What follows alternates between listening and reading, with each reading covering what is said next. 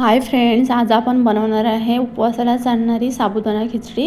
त्यासाठी आपण कढीपत्ता आणि हिरवी मिरची घेतलेली आहे आणि शेंगदाणे पण भाजून घेतलेले आहेत। तर कढीपत्ता आणि हिरवी मिरचीची पेस्ट करून घेणार आहे मी।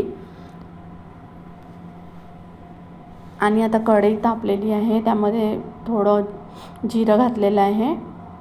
उपवासाला चालते, तुम्हाला जर चालत असेल तर घाला, नाही तर स्किप केलं तरी चालेल। आता आपण तयार केलेली पेस्ट घालूया। तर माझ्याकडे छोटे मुलं असल्यामुळे ते थोडं मिरची वगैरे लागते ना खाताना, त्याच्यामुळे मी हिरवी मिरचीची पेस्ट करून घातलेली आहे।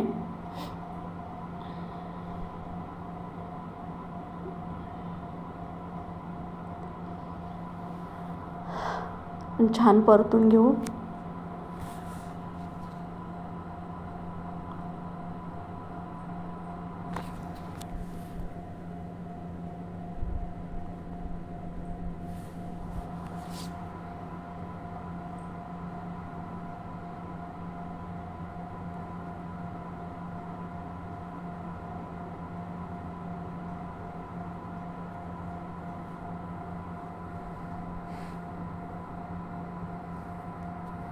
आता आपण हे बटाटे कट करून ठेवले होते बारीक, तर ते घालून घेऊया।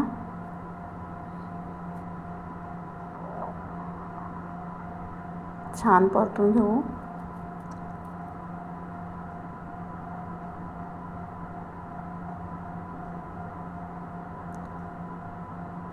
आता हे शेंगदाणे भाजून घेतलेले होते ते पण मिक्सरला फिरवून घेऊया। पल्स मोडवर फिरवायचं आहे, एकदम बारीक नाही करायचं आहे, थोडं जाडसरच पाहिजे दाण्याचं कूट। आता आपले बटाटे पण शिजलेले आहे। आपण आता रात्रभर भिजू घातलेलं होतं मी हे साबुदाणा, 5-6 तरी तास चांगला भिजलेला पाहिजे, त्यामुळे खिचडी आपली छान मोकळी आणि छान सुरसुरीत होते। नाहीतर मग ते साबुदाणा जर चांगला भिजला नाही तर मग ते चिकट होण्याची शक्यता असते, त्यामुळे रात्रभर जर भिजू घातला तर ते चांगलंच आहे। आता 2 चमच मी दही घालत आहे, तुम्हाला आवडत असल्यास घाला, नाहीतर लिंबाचा रस जरी घातला तरी पण छान लागते खिचडी।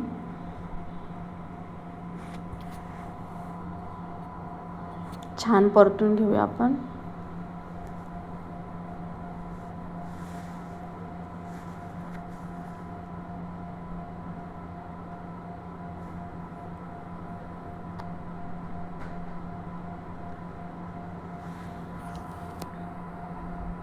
तर शेंगदाण्याचं कूट पण घातलं आहे मी याच्यामध्ये।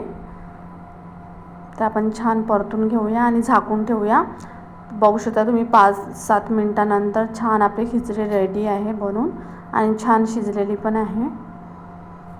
अशा प्रकारे आपली साबुदाणा खिचडी बनून तयार आहे। तर रेसिपी तुम्हाला आवडल्यास लाईक सबस्क्राईब करायला विसरू नका, आणि जमल्यास शेअर पण करा। तर चला भेटूया नेक्स्ट एपिसोडमध्ये।